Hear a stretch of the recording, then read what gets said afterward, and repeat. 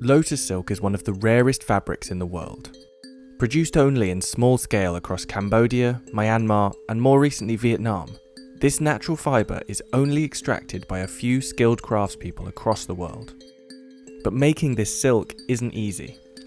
Extracting enough lotus silk for one scarf can take 2 months, and the final product can cost 10 times as much as regular silk. So just how is it made? And what makes it so expensive?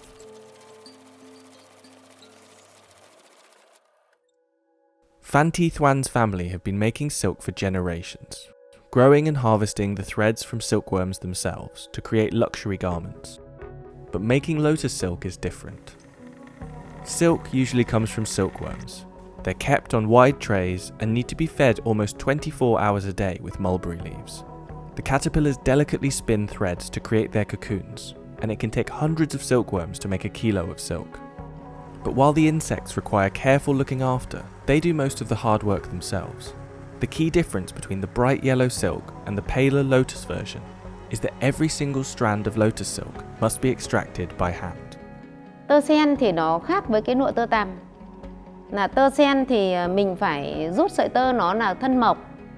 Mà sợi tơ tằm kia nó có cái phần cứng hơn cái sợi tơ sen là vì nó nhờ vào cái nực của con tằm, nó qua một cái tuyến keo của nó rút từ ruột nó ra, cái là nó có cái phần mềm mại mà có một chút co giãn. Còn tơ tằm thì nó bóng, sang trọng. Tơ sen là quý phái. Each thread of lotus silk starts with the stem of the lotus flower. The lotus is Vietnam's national flower and a plant that's grown across the country. While this fabric has been made for years in Myanmar, Phan Thi Thuan only started experimenting with this fibre in 2017. Với chúng tôi thì tất cả đất nước Việt Nam, nhân dân Việt Nam là ai cũng rất là quý cái bông hoa sen.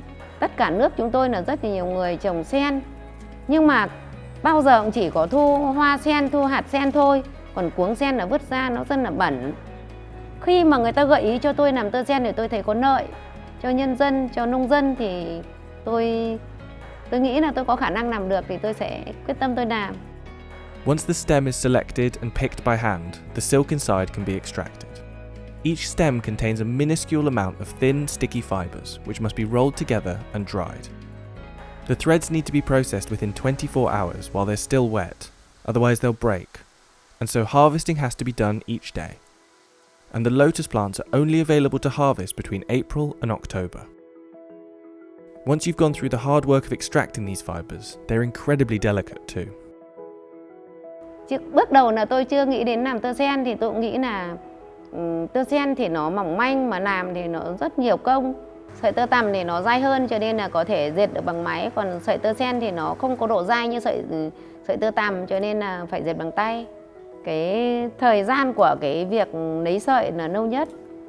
Còn khi mà đã nấy được sợi rồi, cho vào máy dệt rồi thì nó cũng nhanh hơn nhiều, bởi vì tất cả bao nhiêu công đoạn mới được nấy được sợi thì một người lao động làm một ngày được 200 đến 250 cuống sen.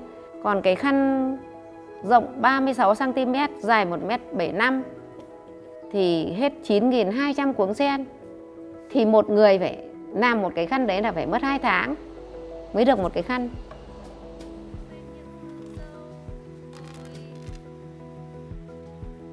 Once dried, these threads are carefully weighed down and delicately hand-spooled.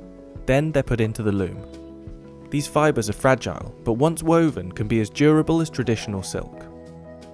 Phan has a team of 20 workers creating these fibres each day, allowing them to produce 10 to 20 scarves each month. But when a 25cm scarf can sell for just over $200, the hard work is worth it.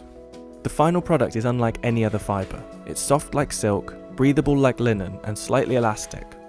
These luxurious traits have made it popular with tourists searching for rare souvenirs. It's also recently been picked up by international fashion brands searching for a new luxury fibre. But its scale has been limited, as there are still few trained in the making of these silk threads. But despite the work involved, Phan Thi Thuan is hoping that this skill could one day grow to become a larger industry.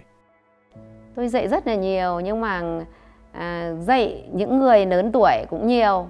Những người lớn tuổi họ sẽ không có cái sự sáng tạo, không có đam mê mà không có cái làm thì nhanh bằng những thế hệ trẻ. Cho nên là 2 năm 19, 20 này là tôi đã dùng các em học sinh trong những dịp nghỉ hè là tôi dạy các em ấy. Mỗi năm là dạy 100 em rồi. Thì là nhìn thì cái thế hệ tương lai đấy nó mới phát triển được tơ sen cho chúng tôi. Nhưng mà tôi chỉ mong là nhân dân Việt Nam và những thế hệ mai sau nó sẽ giỏi hơn chúng tôi, để nó sẽ có những cái cách làm khác đi thì nó sẽ làm được nhiều hơn, nhanh hơn.